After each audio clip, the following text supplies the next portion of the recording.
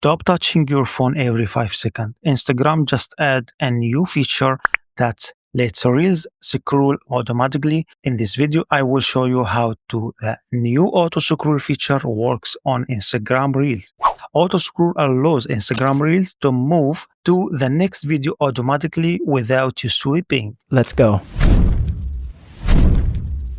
Here is how to turn it on. Open Instagram and go to the Reels section, play any reel, tap the three dot, look for auto scroll, turn on, and that's it. Reels will scroll automatically one after another. Auto scroll is useful when you are watching educational content, podcasts, or long form reels. It's also great if your phone is on stand or you are doing something else. Make sure your Instagram app is updated to the latest version in 2025. Before you go, if you want to secure your Instagram account, check out this video. It's a simple step that make a big difference and impossible your account to hack. If this was useful, like for a value, and thanks for your support.